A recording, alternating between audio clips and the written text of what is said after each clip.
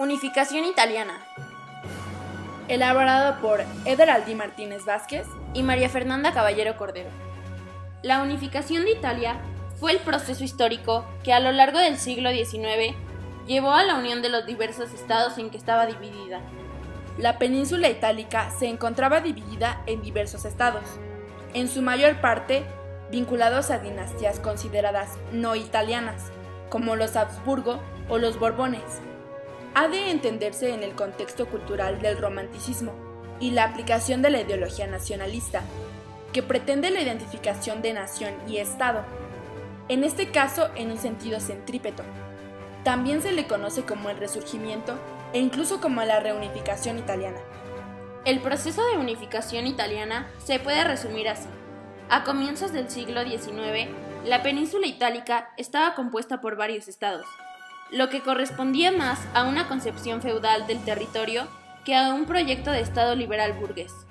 Después de varios intentos de unificación entre 1830 y 1848, que fueron aplastados por el gobierno austriaco, la hábil política del conde de Cavour, ministro del Reino de Piamonte, logró interesar al emperador francés Napoleón III en la unificación territorial de la península, que consistía en expulsar a los austriacos del norte y crear una confederación italiana, a pesar de la derrota del Imperio Austríaco.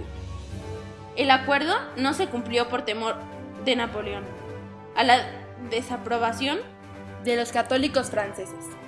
Aún así, la Lombardía fue cedida por Napoleón al Piamonte.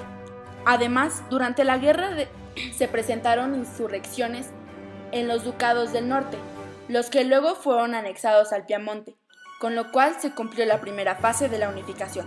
En la segunda fase, se logró la unión del sur cuando Garibaldi, inconforme con el tratado entre Cavour y Napoleón, se dirigió a Sicilia con las camisas rojas, conquistándola y negándose a entregarla a los piamonteses. Desde ahí ocupó Calabria y conquistó Nápoles. En 1860, las tropas piamontesas llegaron a la frontera napolitana. Garibaldi, que buscaba la unidad italiana, entregó los territorios conquistados a Víctor Manuel II. Mediante plebiscitos, Nápoles, Sicilia y los estados pontificios se anexaron al reino de Piamonte y al futuro rey de Italia, Víctor Manuel II. El proceso de unificación no fue producto de la voluntad popular, pese a los plebiscitos convocados por Cavour. Por tanto, la acción del Estado se centró en la construcción de una nacionalidad italiana. El papel conspirativo de la masonería o de los intereses de las distintas potencias europeas, concretamente el Reino Unido de Gran Bretaña e Irlanda, interesada en crear un fuerte antagonista a la enemiga Francia, también se han aducido como causa del Resurgimiento. El proceso es entendido por algunos historiadores también como la conquista de la aristocrática y rural Italia del sur por parte de industrializada Italia del norte, influenciada por las potencias europeas como Francia y el Imperio de Austria. Los principales protagonistas que estuvieron presentes mediante la unificación de Italia fueron Giuseppe Garibaldi, Camilo Benso, conde de Cavour y Víctor Manuel II Saboya. Como sabemos, la unificación de Italia era centrípeta, ya que los pueblos cercanos o los no italianos se querían unir entre ellos. Este suceso tuvo como ideología principal el nacionalismo, como mencionamos anteriormente. Todo el proceso de la unión de Italia. A este proceso también se lo conoció como el Resurgimiento, que comenzó en 1829 y se terminó de conformar el 3 de febrero de 1871.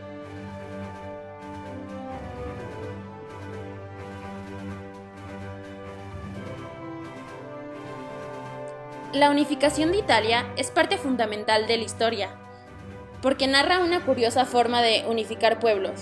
Podemos deducir que probablemente sin este suceso no hubieran podido suceder otros, o simplemente muchas personas no habrían salido beneficiadas. Creemos que por su complejidad histórica se puede deducir que fue una decisión que embarca varios conflictos más pequeños pero todos con un mismo fin. Este mismo suceso tuvo influencia en otros países, tales como México, Estados Unidos y Gran Bretaña en sí. Al ser un movimiento liberal y nacionalista, comparte características con muchos de los principales movimientos del siglo XIX. La complejidad de este conflicto o situación es parte de la creación de una nación, así como es un claro ejemplo del país o creciente nación centrípeta. Esto porque, como su nombre lo dice, es una unificación. Este movimiento también tuvo repercusiones al inspirar a varias crecientes naciones a unificarse o independizarse, tales como México. La ideología más importante y sobresaliente del México independiente es claramente el liberalismo. Esto porque siempre se tuvo la idea de cambiar la forma de gobierno para mejorar la vida de los obreros y la gente en general en todo el aspecto, tanto social y económico. Esto ocasionó que se levantaran en armas contra el gobierno, todo con un sentimiento nacionalista para liberarse del mal gobierno. Claramente, esto también repercutió en varios estados, ya que causó que quisieran independizarse y otros quisieran hacer un lado sus diferencias y unirse al crecimiento de la nación. Esto hace una señal a que para poder liberarse del mal gobierno tenían que unirse como país para poder lograrlo. Claros ejemplos de esto fue el caso de Texas. El independizarse fue un reto para México, puesto que ahora se tenía mayor conocimiento sobre las ideologías que movían al mundo del siglo XIX. En cuanto a Texas, tuvo que unirse ese pequeño pueblo, esa pequeña ciudad, para poder separarse de México y poder lograr independizarse.